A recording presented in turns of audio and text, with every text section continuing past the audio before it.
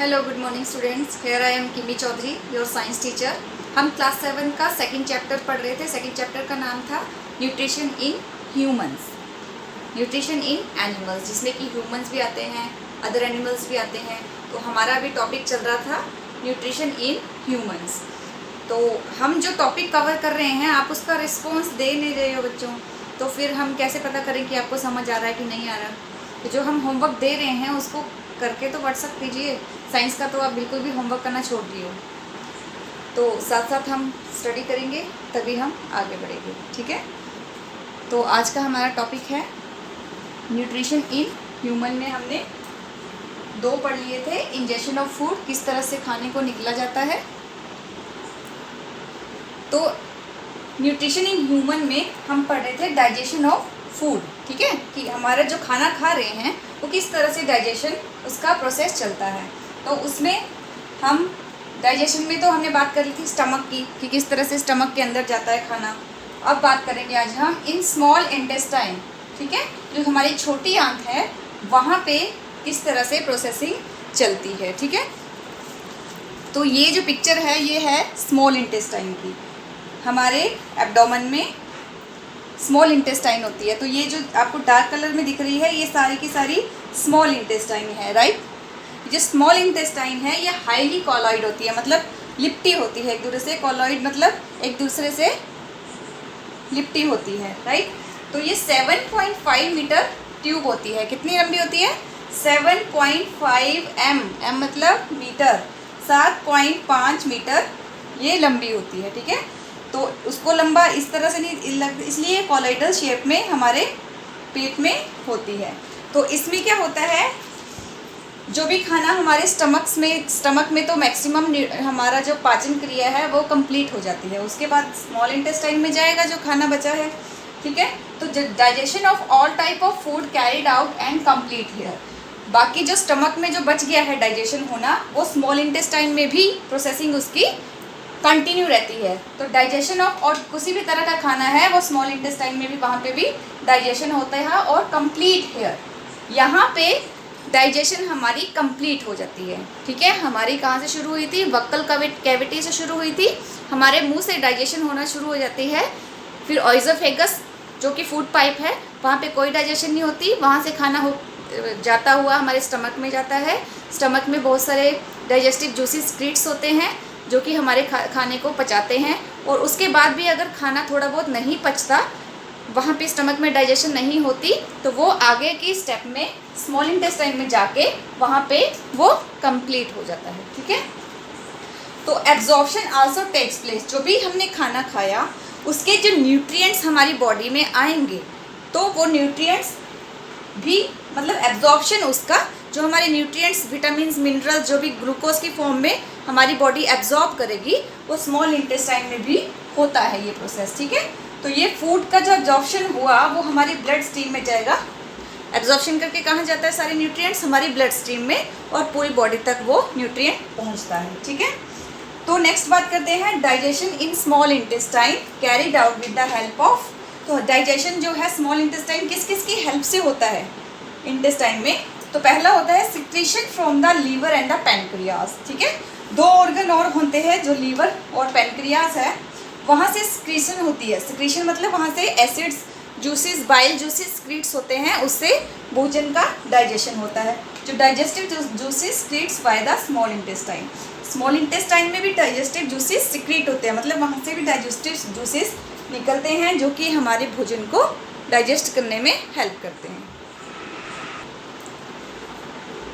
ठीक है। इतनी सी बात तो होगी कि स्मॉल इंटेस्टाइन किस तरह की होती है। वो हाईली कॉलॉइड होती है, लिपटी होती है और 7.5 मीटर लंबी होती है। और जितना भी डाइजेशन होता है जो हमारे वक्कल कैविटी से शुरू होता है, वो कंप्लीट कहाँ पे होता है? हमारी स्मॉल इंटेस्टाइन में, छोटी आंत में वो जाके कंप्लीट हो जाता है। और वहाँ पे एब्जॉर्प्शन का प्रोसेस भी होता है। एब्जॉर्प्शन मतलब जो न्यूट्रिएंट्स हमने खाए हमारी बॉडी के अंदर, उसका डाइजेशन हुआ, उसके बाद वो जो न्यूट्रिएंट्स है वो हमारी बॉडी में कैसे पहुँचेंगे?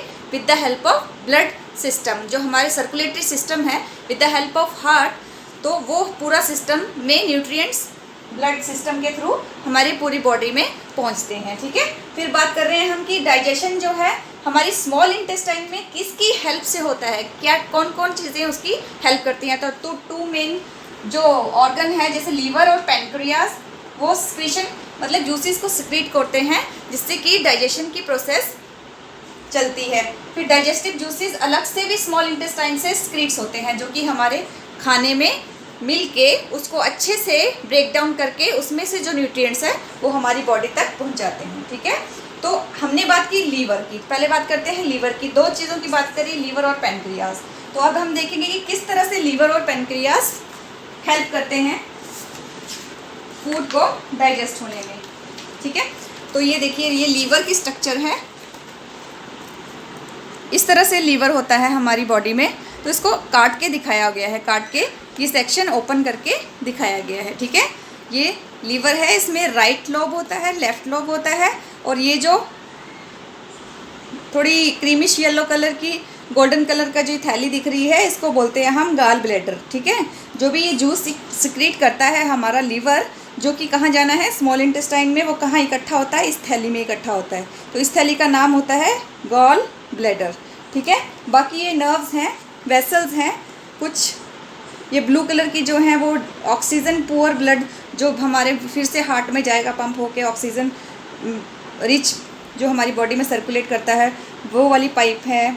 फिर बाकी ब्लड स्ट्रीम है, और ये वाली हेपेटाइटिक दिस ट्यूब जो बाइल जूसी स्क्रीट्स होते हैं वो इसी कलर की हैं जो कि हमारे गॉल ब्लैडर से कनेक्टेड है। तो जितना भी जूस इकट्ठा होगा वो इस गोल्डन कलर की ग्रीनिश कलर की पाइप से होता हुआ इस गॉल ब्लैडर में इकट्ठा हो जाएगा।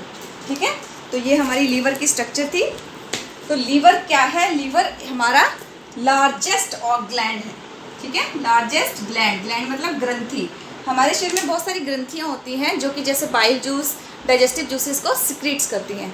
तो हमारी बॉडी के अंदर जो लार्जेस्ट ग्लैंड है उसका नाम है लीवर।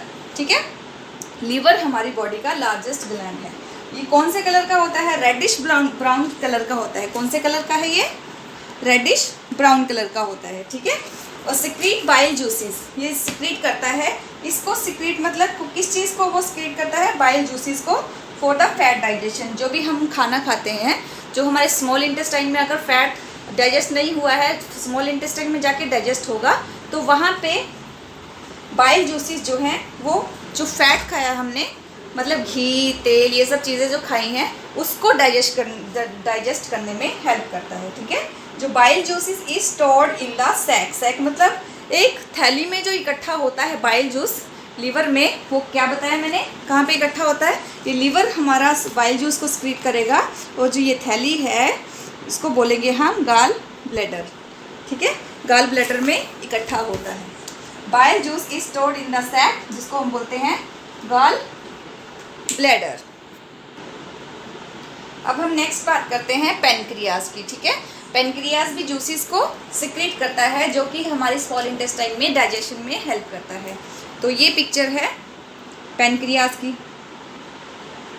ठीक है, तो ये जो आपको ये दिख रहा है येलो कलर का क्रीमिश कलर का, ये है हमारा पैनक्रियाज। तो ये कहाँ होता है, ये जस्ट स्टमक के नीचे होता है। This is located just below the stomach. तो पैनक्रियाज जूसेस इसमें इसकी जो जूसेस निकलते हैं, जो स्क्रीट्स होते हैं, वो हमारे प्रोटीन स्टार्च फैट इन सब चीज़ों को, जो हमारा प्रोटीन है स्टार्च है फैट है, इन सब को सिंपल सब्सटेंस में सिंपल फॉर्म में तोड़ने के काम आता है। ठीक है, तो पैनक्रियाज जो है क्रीमी कलर का होता है। इसके जूसेस जो है pancreas juices act on protein starch fat. ठीक है, जो भी हमने प्रोटीन लिया है, जो भी स्टार्च और फैट खाए हैं, उनको सिंपलर सब्सटेंस में ब्रेक डाउन करने के लिए पैनक्रियाज के जो जूसेस हैं वो हेल्प करते हैं। ठीक है, जो फूड है, food are broken down into simpler form.